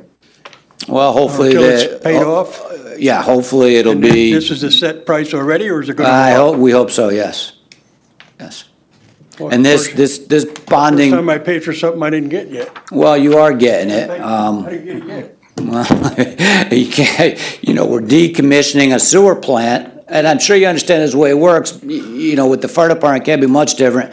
Big projects like this, and we're decommissioning a sewer plant that takes time, and it's a lot of effort, a lot of planning. So all these, I will say, the costs that, are incurred here have been planned, have been presented to the public in the meetings that you were in attendance, so that this doesn't come as a surprise. It's just one of the steps we have to go through during the process. Is there anyone else who would like to comment on agenda items? Seeing no one, I make a motion to resume the rules. Second. All those in favor? Aye. Be resolved, Town Board, Town of Poughkeepsie does hereby accept with regret the resignation of Gary Appleton from Town of Poughkeepsie Water Department, effective May 8th, 2015. So moved. Second. Motion and second. Any discussion? All those in favor? Aye. Opposed? Motion passes 7-0. Be resolved that the Town Board of the Town of Poughkeepsie does hereby appoint Kevin Pitts Jr. to a position of labor, full-time temporary with Water Department at $16 per hour, which appointment will become effective May 11, 2015, and which appointment is subject to a probationary period of not less than 8 hours, more than 26 weeks for civil service law, and I gotta put my glasses on too. I learned that. You will. Before the result that the town supervisor is authorized to execute and file documentation required by Dutchess County Department of Human Resources in connection with this appointment. So move. Second. Motion and second. Any discussion? All those in favor? Aye. Opposed? Motion passes 7-0. Be resolved, the Town Board of the Town of Poughkeepsie does hereby accept certificates of attendance for Ben Paganelli from the Dutchess County Planning Federation for the courses entitled Zoning Board of Appeals Overview and Planning Board Overview, copies of which are attached. So moved. Second. Motion and second. Any discussion? Those in favor? Aye. Opposed? Motion passes 7-0. Number 8. Be resolved that the Town Board, Town of Poughkeepsie, does hereby approve that Karen Schubert attend the New York State Association Tax Receiver and Collector Seminar from June 7th, 2015 through June 10th, 2015 in Syracuse, New York, and be it further resolved that Karen Schubert is hereby authorized to utilize a town vehicle for travel to, at, and from said conference, and subject to budget limitations and applicable town policies to apply for reimbursement for lodging, fuel, food, and tolls for the conference. So moved. Second. Motion is second. Any discussion? All those in favor? Aye. Opposed? Motion passes 7-0. Whereas there was a water leak at 111 Vassar Road, Poughkeepsie, New York, which has been documented by the Water Sewer Building Department of the Town of Poughkeepsie, and said water leak resulted in a charge of $907.60. Now therefore be resolved, the Town Board of the Town of Poughkeepsie is hereby authorized the removal of said water charge of $907.60 from the building for the property located at 111 Vassar Road. So moved. Second. We have a motion and a second. Is there discussion? We do have a letter from Water Superintendent Ballard. And Keith, your recommendation after evaluation and discussion with the contractor and the homeowner and everyone involved was to deny this? Got a broken pipe, it reads. Why don't you come on up, Keith? We need you to get John microphone if you're going to speak.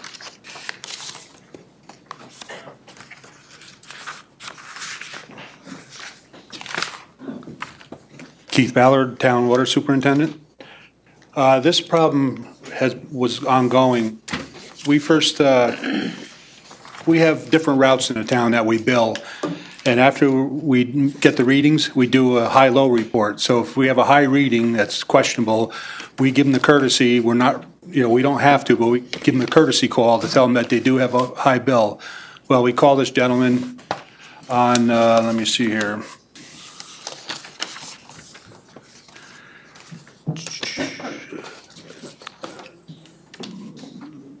On November 21st, 2014, for a very high consumption. He didn't return the call. We rechecked it 3 weeks later, and it was 87 units higher, which is a big amount of water. Yeah. So the next time we billed him, it was twice as high. So he finally called us, and we sent a couple guys over to check what happened. I guess he had a fire in his house. Never called us to turn the water off. And it froze up, and there was leaks in the house. And he said that he's not going to pay the bill. He feels that he shouldn't be responsible to pay the bill. Unfortunately, the town code states that if water passes through the meter, it has to be paid for, whether it goes to waste or not. The town taxpayer should not be responsible to pay his bills. In the meantime, he had hired a contractor to come in who was turning the water on and off to find the leaks and fix them. Well, this contractor is not a town licensed plumber, so he was working without a license. So he's got other issues. I believe the bill in question was, I don't think it was $900. 500. Yep. He might owe that because he didn't pay the previous bill.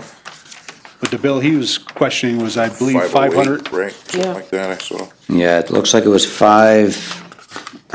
It says at the bottom, new balance, $907.60. But he's got Bottom one of the prior. bill. Looks like there was a previous. Yeah, that was from a bill. previous charge, which, like I say, he didn't pay that one either. And we notify him that he had a high bill. We just Did you didn't read the seem to letter care. from this Atwater Construction? I do. I have a letter from them stating they were turning the water on and off, fixing leaks, installing new ball valves.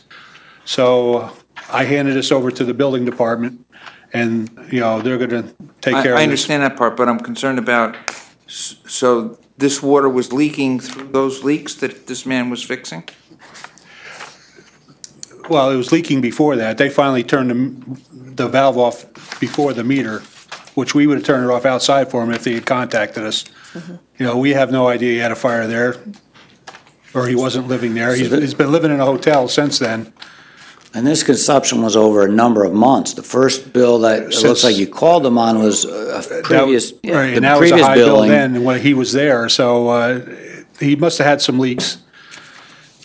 And if it went into the sewer, I'd say we, give him a break on that, but he doesn't have town sewer. This is just water only. Yeah. And like I say, our town code specifically states that it gets paid for whether it goes, to waste or not. And he says, well, where did the water go? And I wasn't there, so he could have pumped his basement out, who knows?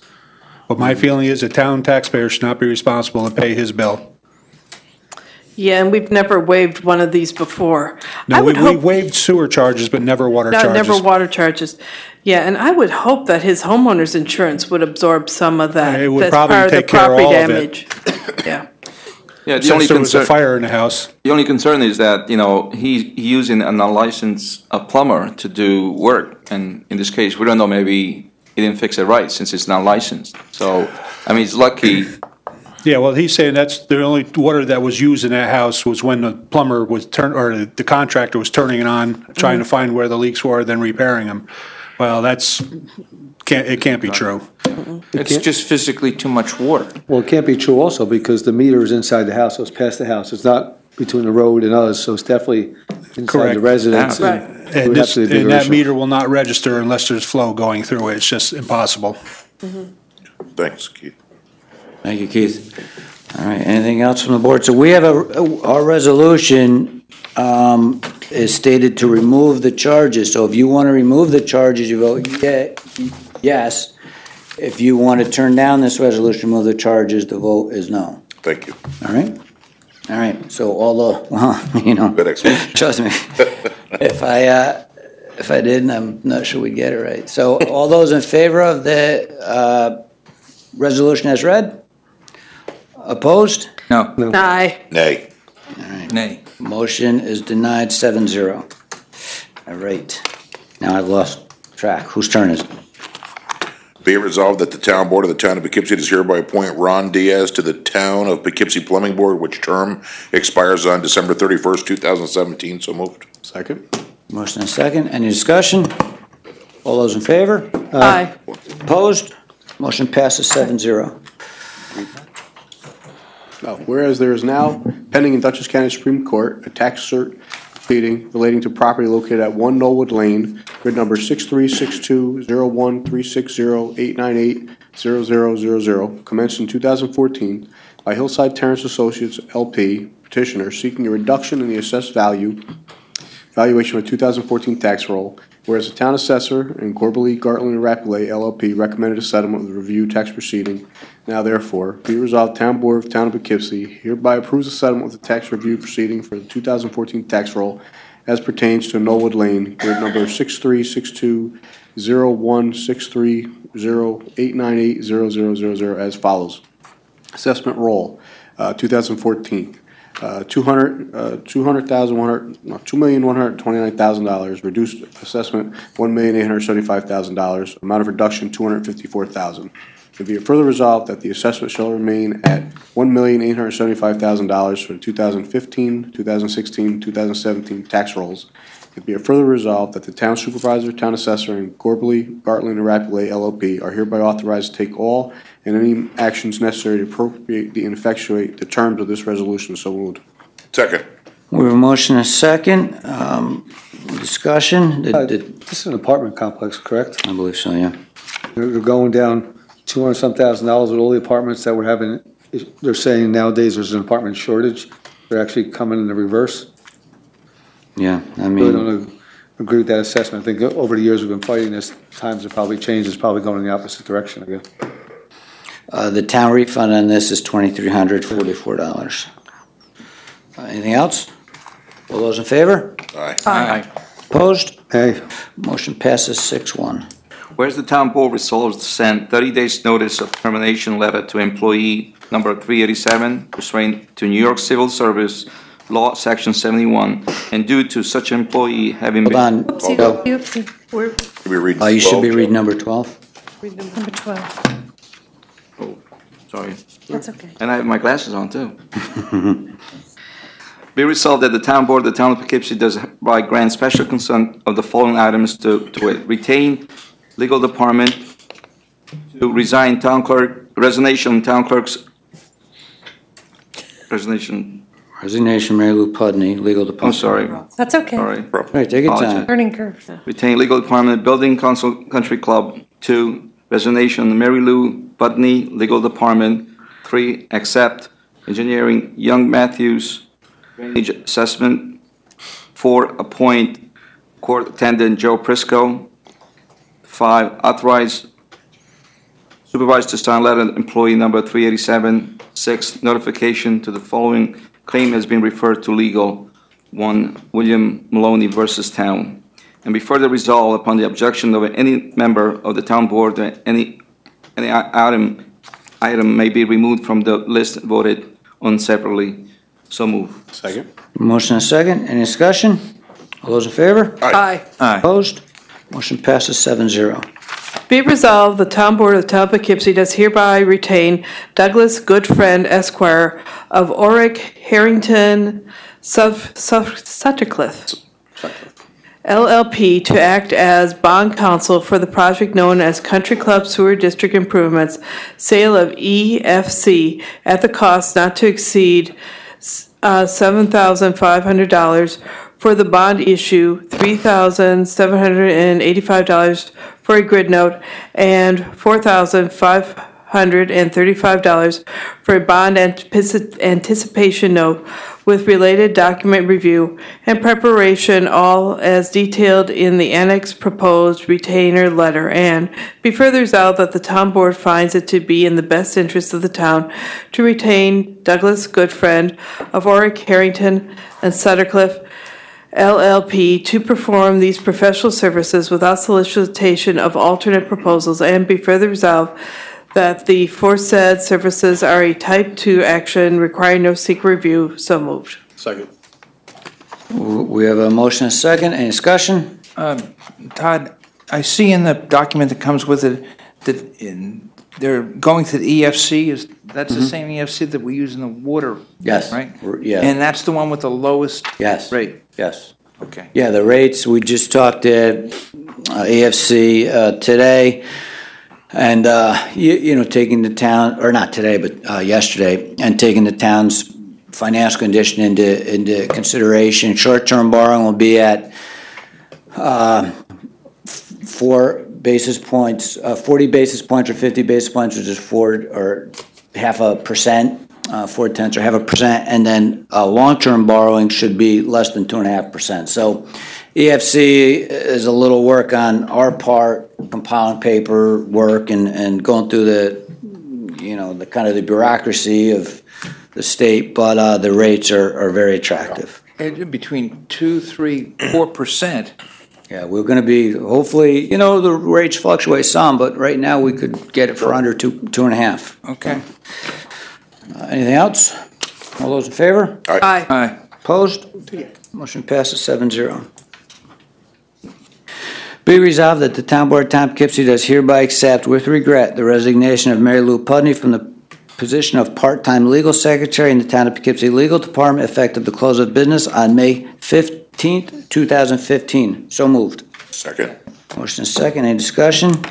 Just like to thank Mary Lou for her years of service to the Town of Poughkeepsie. I agree, a pleasure. Always a pleasure. Yeah, she'll be missed.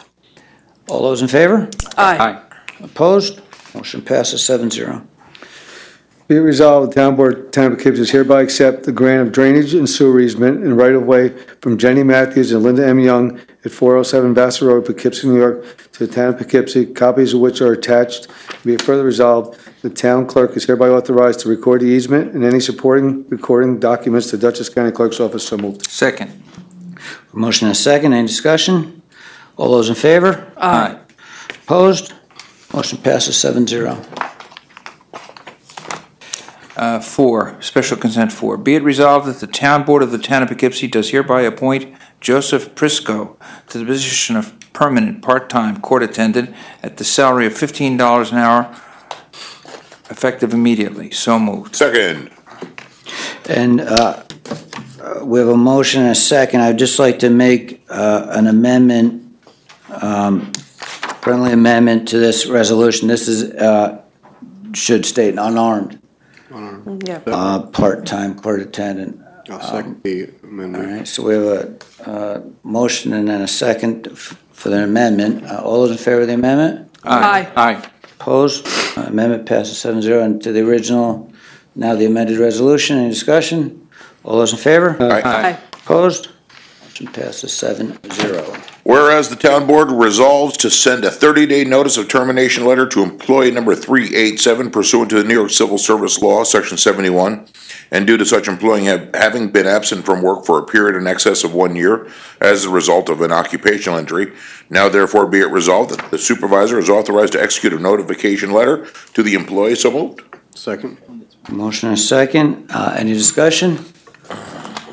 All those in favor? Aye. Opposed? Motion passes 7-0. That brings us to the end of our. We have, Pardon? that's the same one? Oh, sorry. The notice of claim there. SC6. yeah. 6 is a notification of claim, refer to legal. And That's it. yeah, we're done. That brings us to the end of our agenda. I'd like to make a motion to accept public comment on town issues.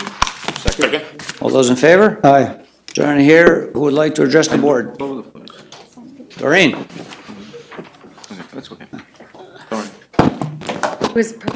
Yeah, I have a question on SC4, the appointment of the unarmed court attendant. I don't believe I've ever heard unarmed before, so what's the point? We can have unarmed or armed, and this gentleman has passed the prerequisite training to qualify as an unarmed security guard, but hasn't gone through the training to qualify as an armed court attendant. So we want to make sure he is, the resolution read properly. Could be a point in time when he qualifies for an armed, but there is more training that's involved. He's a big burly guy too. Well, I would, again, just, my opinion, I would think that you would want somebody armed in the court, so Well, it wasn't. Once they, Everybody knows he's Well, armed. I'm just saying, there's a benefit to having unarmed as well. You can get closer to people, do the pat frisk and whatnot, have to worry about somebody trying to grab your weapon. You have the other officers with weapons in certain areas, so it does make a little more sense. it's a good point, and it's something we've discussed. I personally think the fewer guns, once you get by the magnetometer, the fewer guns in court by anybody, the better. So that's just something we've discussed as a board, but, he will be an unarmed guard at this time. And Doreen, he's not the only one there. There's multiple people in the building. As Todd said, there are armed people in there. It's not totally an unarmed courthouse. There are armed and unarmed, so. Okay. All right. And then I just want to make a comment that I did send some board members an email about the Dutton project, and that the applicant, O'Neill Dutton, had applied for brownfield cleanup, 2 separate applications. One was for the city and one was for the town, and it's to clean up the trail or walkway, whatever you want to call it, the park in front of the property and adjacent to the river. And again, that's separate. That area has not been cleaned up. The O'Neill Group does not own that parcel yet. It's still owned by the state of New York, but they've put in 2 applications, like I said, one for the city portion and one for the town. But I just wanted to make it clear so that in their application, they said that they're a public walkway, greenway trail/park will be built, and then the site would be transferred to the town of Poughkeepsie to maintain. And again, in the discussions we've had here, I don't know that the town has agreed to maintain that, so I just wanted to let you know that it's in their application, and I believe the application was dated from March of this year. And then the other part of the application, then it said that the parcel would eventually be sold to the town. And again, we have not heard any discussion of that here, so just wanted you to be aware of that, what they state in their application. And there is a public comment period on that, so if the town wants to respond. Okay, yeah, we may do that. I spoke to Mr. Nelson about that earlier this week after we discussed it, so. Okay, thank you. Thank you, Doreen. Yes, Mr. Higgins.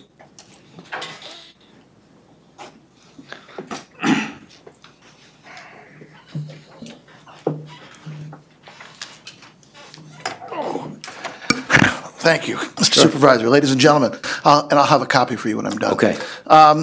Roger Higgins, Point Street, New Hamburg.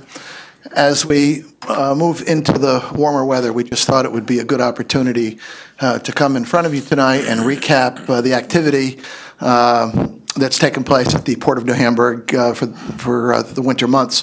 We began trying to track barge deliveries in December, and just as a bit of a disclaimer, these are our figures. We've received no information from Bethune Fuel Oil Corporation. There are figures based on the best research that we can do, but we could easily be off plus or minus $1 million or $2 million. But they're still pretty impressive figures. So beginning in December, there were 5 barge deliveries. There were 6 in January, 5 in February, 6 in March, 3 in April, and 1 delivery so far in May, for a total through today of 26 barge deliveries. 26 deliveries with approximately 1.25 million gallons per delivery comes to 32.5 million gallons, again, plus or minus. Of fuel oil offloaded and trucked through the streets of New Hamburg, through the town of Poughkeepsie, and through the village of Wappingers Falls en route to delivery throughout the Hudson Valley. Because of the closure of County Route 28 bridge, all these trucks are forced to go through Channingville Road, through Clinton Street, and out to West Main Street. Just moving forward, as the Neighborhood Association continues to work with the board, just some issues for you to continue to consider, and I know you've given these consideration all along. First and foremost for us, of course, is the issue of safety. Second is quality of life. Now with the weather getting a little bit nicer, people are outside. They're sitting on their porches.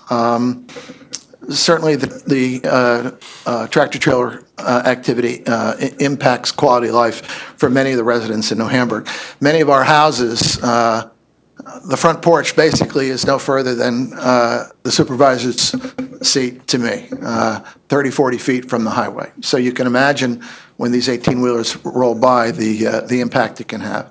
And finally, moving forward, cost. God forbid, but if a spill should occur, what is the potential cost of cleanup? Who will pay? Who is responsible? How does it differ if a spill occurs on land or in the water? These are just things to consider as we work together to try to come to some resolution. Thank you for your patience. Thank you, Roger. Thanks, Roger. Anybody else? Yes, sir. Thank you.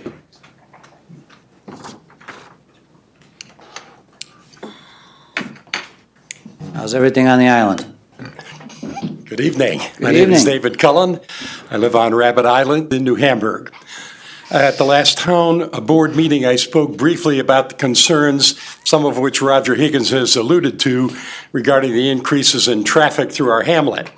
At that meeting, we had requested whether the town had informed the lawyers for the New Hamburg terminal of a deadline for response to the town letter of March 24th, 2015, in which 8 specific points were raised regarding changes in the site plan and operations. At that point, I believe, Supervisor Tancredi, you agreed that a deadline of the end of May would be reasonable. Has the town requested that the law firm for the New Hamburg terminal respond by that date? We were in contact with the law firm, and they have actually responded. I don't think, in my opinion, the response was completely adequate, but they have given us an initial response. We did have a meeting a week or so ago with them.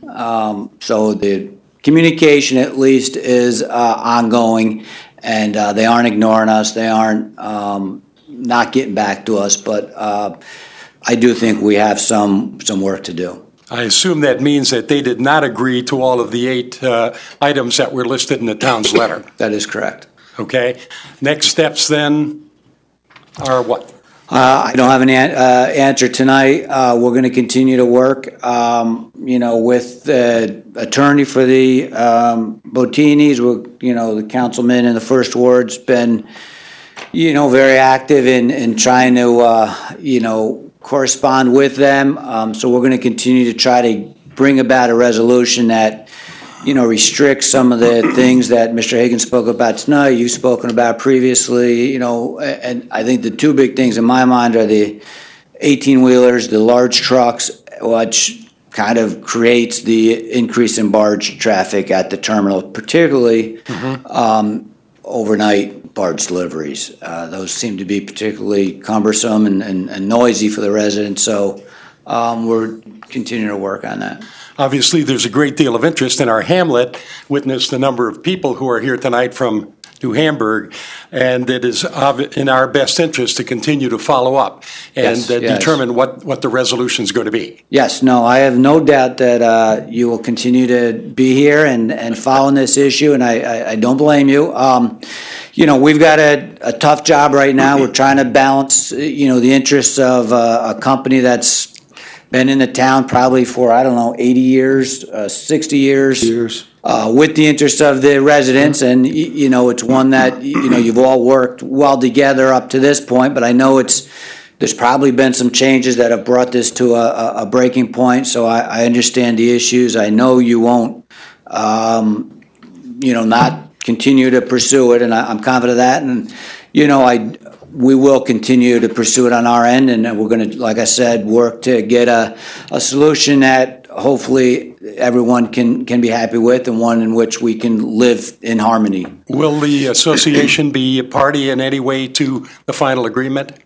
I'll certainly we'll make sure through your councilman that you get informed. I don't think we'd sign anything, as I've said to Mrs. Sagiago before. I mean, we will make sure everybody's aware of what the final outcome is, because it's an involved party. You guys are the involved party. Yeah. We're helping the broker in agreement. You guys are the involved party.